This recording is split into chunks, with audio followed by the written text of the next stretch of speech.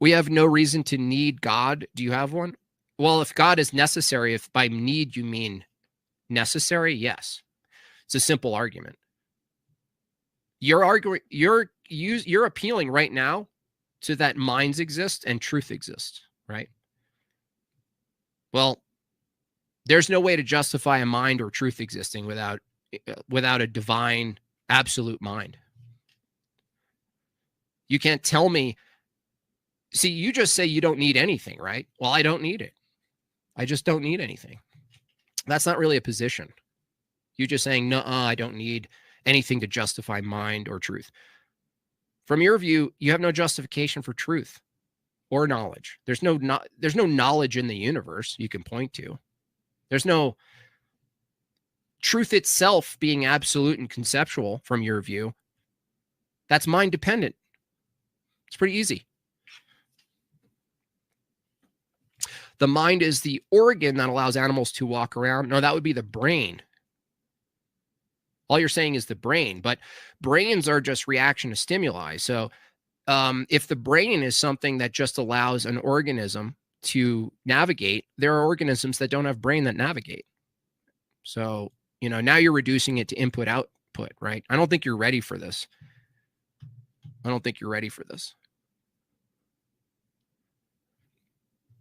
It sounds like you're someone who just makes, more claims instead of dealing with the problem at hand. So no, the mind is a metaphysical thing. You can't point to it as an organ. There's nowhere in the brain, using the term mind, you can find the mind in the brain. So you have to just say the brain. I don't know why you're saying mind. Just say the brain, right? So smooth. Just use the brain. Be consistent with your materialistic view and stop borrowing metaphysical views that you can't point to in reality. The brain is a physical conduit. The mind is the operating system. Yeah, that doesn't tell me where it is, right? You're just describing what you think it is, but you can't point to it under your view. You can't point to that. Where is the operating system in the physical conduit? Okay, you're just granting yourself a mind. You can't do it from physicalism. All you can do is write poetry. That's it. From a physicalist view, that's all you got, poetry. You made the claim that there's something necessary for your universe. Yeah. I can back it up. The universe exists in a very particular way, right? There's time, space, matter, right? Time, space, matter. There's the regularity and the way in which matter operates, which is not identical to matter. From that view, the universe can't be accidental. So there's a true dilemma. Now, you can tell me if it's not a true dilemma, but you have to give me an alternative. Either the universe is intentional or it's accidental.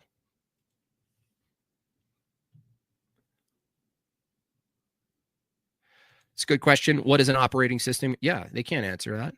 They use these terms, right? Like computing terms. And in computing terms, the thing that's an operating system is a mind-dependent thing.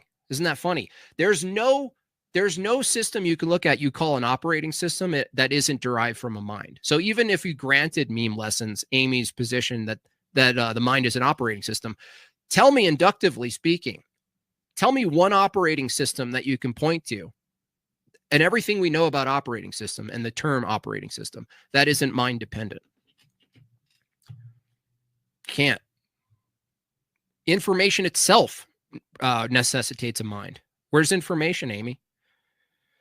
Either universe is intentional or it's not. Okay, great. So again, is the opposite of intentional accidental, or yes or no? You don't think there's any reason to think it's intentional. Okay. So from your view, if there's an accidental, non-intentional universe that produces minds, right? Produces minds that can make sense of the world, intelligible world. You're saying in an intelligible world arises from accident and produces organs that are also intelligent to describe the unintentional world that it came from. I mean, this is complete absurdity. By the way, the question was, it's either intentional or it's not. Now, is not accidental? Is not accidental. You're all over the place. You're all over the place. You can't focus. So it's so frustrating. It's just like one claim after another.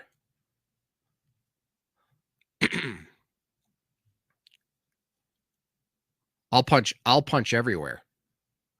Punching down. I will punch every direction. I will flail. I will flail in all directions. So she subscribes to accidentalism. Yeah, it's one thing at a time, Amy. So you take an accidental approach.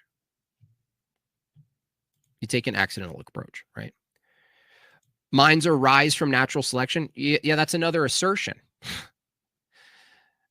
Okay, take that assertion.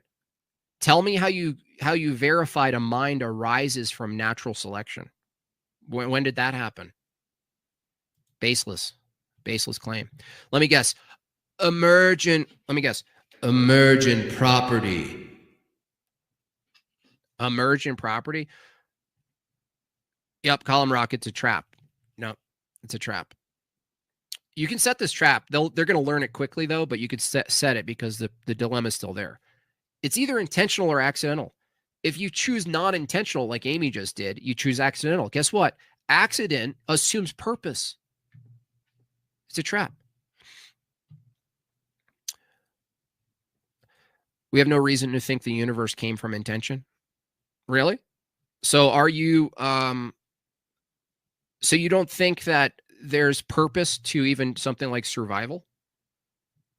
You think the organization of the earth, the sun, and the moon and its operations comes from an accident, right? No, there is a reason. Because if the alternative is a contradiction, then we can argue that intentionality is the only thing. So we can use a logical argument, Amy. In this case, you've missed it clearly. You say there's no reason to think the universe came from intention, right? Okay. If the alternative is accidental, then, okay, first of all, accidental assumes intention. That means you miss the mark from something else. Accident means away from some purpose. So you've necessitated a purpose. So that's a logical argument for why intention's a better position than non-intentional. But even if you didn't take that logical argument, the other thing you have to hold to is that the world and how it operates is purely accidental. Now, could you possibly defend? Now, the inability to defend logically, rationally, materialistically, scientifically, if it's impossible to defend an accidental universe, and your pursuit in defending it is purposeful with intention. So you're using intention. So that means there's no intention in the universe, and yet you have this intention to be here and argue. That's a performative contradiction. If there's no intention to the universe, there's no intention for you arguing for the truth of the universe. Do you understand? That's why you would reject it, because your very activity is intentional, and yet your worldview reduces your own activity to non-intentional and accidental. That makes no sense. That's brain rot.